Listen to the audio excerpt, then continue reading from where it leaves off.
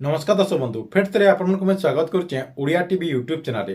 आज आपंकर जेन टॉपिक रही से टॉपिक हूँ मैट्रिक रिजल्ट के लेकर जेनटा कि माध्यमिक शिक्षा परिषद बोर्ड पक्षर मैट्रिक रिजल्ट के लेकर गोटे नुआ अपडेट जारी कराଯାଇଛି जेनटा कि कहुचे मैट्रिक रिजल्ट के तारीख में प्रकाश पाइबा तार संगे संगे कहुचे इथर मैट्रिक रिजल्ट जेनटा कि व्हाट्सएप माध्यम छात्र छात्री मैंने रिजल्ट के चेक करेंगे।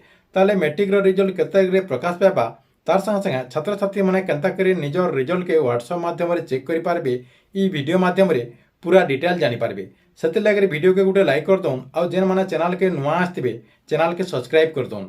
मैट्रिक रिजल्ट के लेकर न्यूज रे भी अपडेट आसीगला देखो आपको मैं स्क्रीन रे गोटे न्यूज रे अपडेट देखा दूचे जेनटा कि लिखाई देखो चलित मास चतुर्थ सप्ताह में मैट्रिक रिजल्ट प्रकाश पाइब। मे मास शेष आड़ को दशम श्रेणी परीक्षाफल प्रकाश करने माध्यमिक शिक्षा परिषद बोर्ड पक्षर लक्ष्य रही। निर्वाचन तालीम कार्य और बोर्ड पक्षर चलित वर्ष मैट्रिक फल प्रकाश व्यवस्था एथर किसी नुआ पदक्षेप नहीं फलाफल प्रकाश लगी आकलन होता पूर्व धार्य समय को घुंचाई दि जाएगी। परीक्षाफल प्रकाश पर कृति परीक्षार्थी को डिजिटल सर्टिफिकेट प्रदान करने लगे निष्पत्ति नियाजाउथिबा बेले एबे व्हाट्सएप रे परीक्षार्थी माने रिजल्ट जानिबा लगी आउ एक नुआ पदक्षेप नेउथिबाको बोर्ड पक्षर प्रस्तुति चली।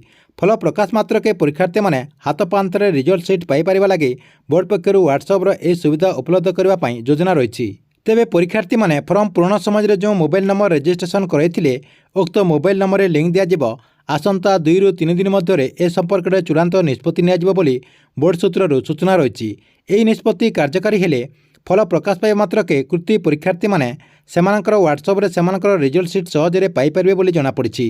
ताले आपण समस्ते जानिथिबे जे मैट्रिक रिजल्ट आपण व्हाट्सएप माध्यम रे पे पारबे। आपनकर जेन फॉर्म पूरण कला बेल के जेन मोबाइल नंबर देथिले से मोबाइल नंबर के गोटे लिंक पठा जिबा जेनटा कि बोर्ड पक्षर गोटे लिंक पठा जिबा से लिंक रे आपने क्लिक करी आपण मानकर रिजल्ट के चेक करि पारबे।